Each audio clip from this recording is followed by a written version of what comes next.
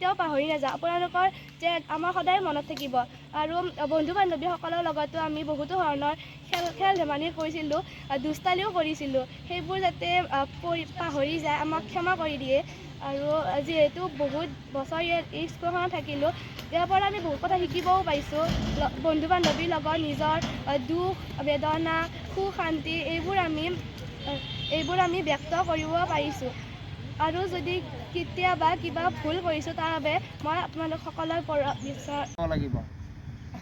আমাৰ বহু ছাত্ৰ ছাত্ৰী দেখা যায় যে ছাৰে শ্ৰেণীকোঠাত শিকাই থাকে, তেওঁলোক অন্যমনস্ক হৈ থাকে, বহীত কিবা লিখি থাকে যিটো প্ৰাসংগিক নহয়, বাহিৰৰ ফালে চাই থাকে আৰু কাষৰ ল'ৰা ছোৱালীৰ লগত গণ্ডগোল কৰি থাকে, খুচি মাৰি দিব, কিবা কৰি দিব নহয়। এই যিটো শিক্ষাৰ ব্যৱস্থা, শিক্ষাৰ যিটো মনোভাৱ, এইটো তোমালোকৰ ভাল হ'ব লাগিব। আমাৰ প্ৰত্যেকৰে এটা এইম থাকিব লাগে, এটা লক্ষ্য, এটা উদ্দেশ্য থাকিব লাগে যে আমি প্ৰত্যেকে জানো ব্ৰহ্মপুত্ৰত বা তেনেকুৱা ডাঙৰ জলাশয়ত নাও থাকে, জাহাজ থাকে নহয়।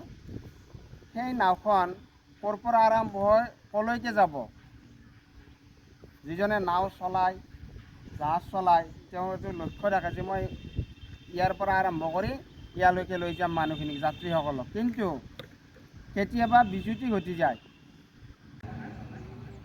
গ্ৰহণ কৰিব বা ল'বলৈ নোৱাৰিলা। কিন্তু 30 নম্বৰ নহয়, যেতিয়া নিচিনা তোমালোকে পাম বুলি চেষ্টা কৰা আৰু চেষ্টা কৰিম বুলি কৰ্ম কৰি যোৱা, অধ্যয়ন কৰা, তাৰ ফল পাবাই।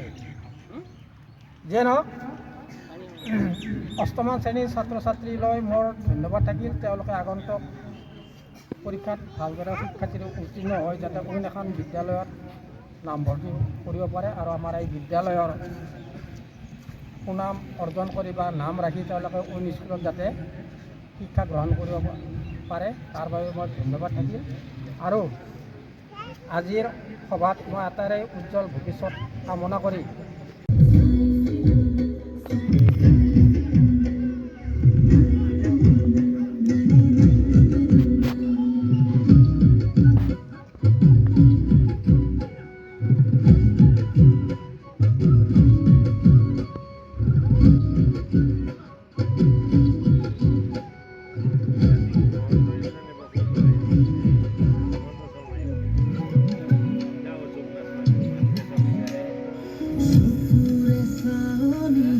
Azore